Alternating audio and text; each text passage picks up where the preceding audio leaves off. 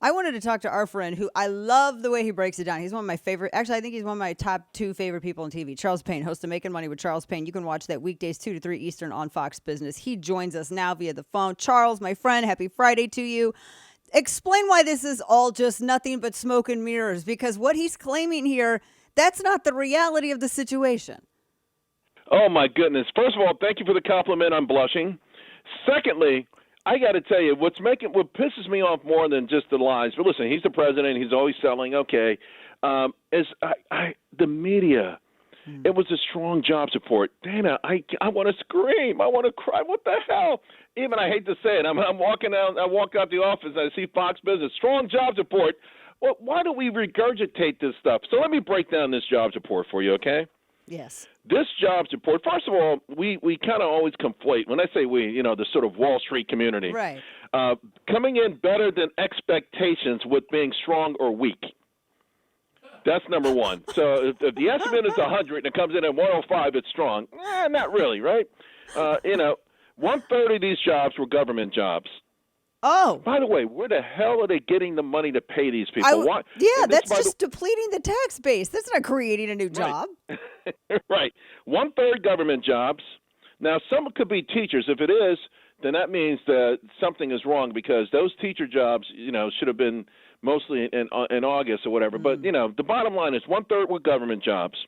1/3 were leisure and hospitality, the lowest paying jobs out there, the absolute lowest paying jobs of all the categories of jobs.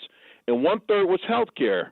A lot of that are underpaid, severely underpaid nurses taking care of an aging a country, right?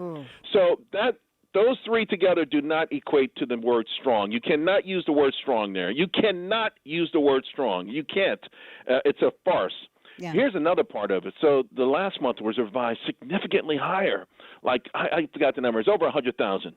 The revision was phenomenal. I saw someone say between the jobs report and the revisions, there's over 400,000 jobs. The revision was all government jobs. Oh. All government jobs. In fact, if you just look at the private sector, it was revised down 12,000. Oh, my. This thing stinks. This thing stinks. And you know what the tell was? The White House put out a communique that President Biden would speak today at 11:30 last night. Oh. Because he doesn't always speak after these jobs reports. They saw the number. They said, you got to get out there and take advantage of it, yada, yada. Yeah. We're talking with our friend Charles Payne about these jobs numbers that released. And that's the thing. I mean, they from way you talked about how 1/3 of this is government jobs. They also are not counting, and I don't think that they ever have, the people who just leave the job market, and whether they drop, their unemployment insurance runs out or whatever, or, whatever reason they have. I mean, that's also not included into this. So, I mean, when you take out all those people, sure, I'm sure you can get, some better numbers. That's the irony of it. Like, there's 6 unemployment numbers, by the way. There's a U1, 2, 3. The Wall Street and the media uses U3, which you're referring to is the stupidest one. That's why they use it. I always tell people, just imagine if you're on a deserted island. 10 people survive a shipwreck. You're on a deserted island. You don't know when you're going to be. Whenever they're going to find you, right? And so you say, well, everyone gets a task. And, 2 of them are, kind of hurt or whatever. They can't do work. So 8 out of 10 are working. So you got 80% working. And then the 2 who have been hurt or whatever, they heal up, but they say, we just refuse to work. Well, we're not counting you anymore in the workforce. Now we're 100% employed on the island. Right? Yes. Even though those 2 still exist, they have to eat. Someone's got to feed them. They refuse to work. But according to the rules of this BLS, Bureau of Labor Statistics, now the island has a 100% employment rate. So that's the smoke and mirrors part of it, and there's so many parts of this that are smoke and mirrors. I want to tell you one other thing that really people need to understand. These are surveys, right? So they send these surveys out, and to the so-called businesses and households. On the business side, only 43% of the people who got the survey bothered to even fill it out. Oh, wow. Yeah, the record was like 73%, the 70%, 73, 75% used to fill it out. So we're talking about a flawed report to begin with, and it's a thin report. You can't, analytically, you can't make a judgment on just a small sample size. So this thing is so whacked. I mean, it is so messed up. I can't even begin to tell you. But the problem is that the Federal Reserve looks at it. Wall Street looks at it, yada yada. So it has an impact on policy.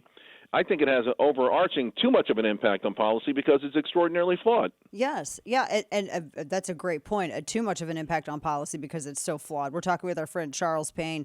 So basically, it looks like more people left the labor force than actually entered it. That's ultimately what we got. You had 90,000 people change in the labor force, right? So up 90,000 is such a weak number. It's such a weak number because the STEMI money is out. If anything, that number should be significantly higher. People need to be out there looking for a job. Yeah. You need to be out there looking for a job. And I don't know how we pull it off. Honestly, I don't know how this nation keeps pulling it off. I do know there's a gazillion programs out there. I mean, I know people. I have family members who, as adults, have never worked. Not many, but I do know it exists. Oh yeah. That from somehow they get a check from this organization and that thing and this thing, and they go from week to week to month to year to year to decade, and but that's not who we are as a nation. We don't want to become that nation. No, we don't. And now we got all the student loan repayment that has to that's all kicking in. All of this stuff is it's like a perfect storm of everything bad. And then we got people out there who are not looking for jobs. We're talking with our friend Charles Payne. I wanted to ask you as well. Saw this on Markets Insider. I know you're going to talk about this. Collapse in Treasury bonds now ranks amongst the worst market crashes in history. Talking about the losses seen. They're comparing it to when the .com bubble burst. Talk to us a little bit about this. So people buy these government bonds, and they're guaranteed, but you hold them for a long time, right? You may hold them for 10 years, 20 years, 30 years. And so, if you hold it to maturity, you get your money back, and you get the dividend, the yields, right? The coupons. But here's the problem: they go up and down in value. And this is what happened with Silicon Valley Bank. They had all of these bonds, but they weren't worth anything. Like if you have to sell your bond now, it's worth about 80 cents on the dollar. Oh. So when people wanted money from Silicon Valley Bank and they didn't have any money, they just had these bonds, they had to go bankrupt because they couldn't raise the money they needed. So right now the paper losses on these things, I lost track. It's something absurd. I mean, really, it's a number that you wouldn't believe me if I told you, like, the banks are sitting on these paper losses. And the problem is people are taking money out of banks, so banks are under pressure. People are saying to banks, hey, if you can't give me a money market or a CD paying 5%, I'll take it out and put it somewhere else. And so smaller banks are really feeling the strain of that. And so, yeah, the loss is really is absurd. But I think what we want to get to is the main reason why these yields keep going up. And this is what I'm kind of sensing is interesting, Dana, because now I'm hearing more and more Wall Street economists talk about this. And by the way, that I know who are left-leaning. Oh, interesting. Now they're saying fiscal spending is out of control. And here's your problem. Because your biggest buyers for our bonds, historically, in the last 20 years, in the last 10 years, China was number one, but they've been selling like crazy. Japan has moved into number one. But Japan, they have their own bonds, and they're letting those yields go up. So now if you're Japanese, instead of buying U.S., you may just say, let me stay at home. The Federal Reserve is the number one buyer, but they're not buying anymore. Saudi Arabia has been selling like crazy.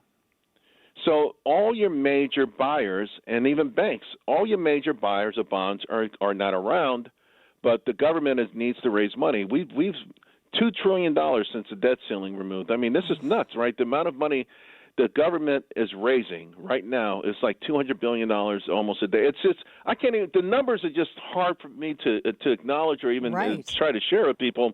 But so here's the thing.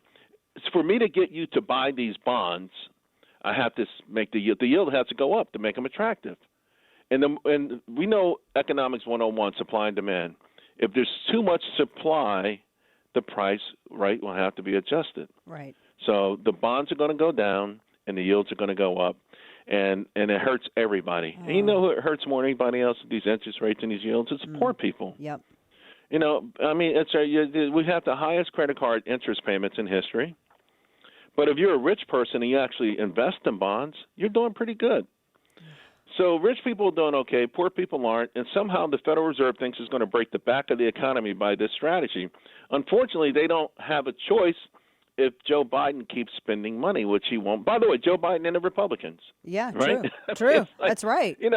That is right. You removed the debt ceiling, and it's been a free-for-all. Since they removed the debt ceiling, it's been a free-for-all, a free-for-all, a crazy free-for-all. Yeah.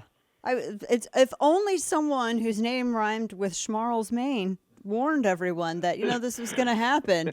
Like back before it all went down.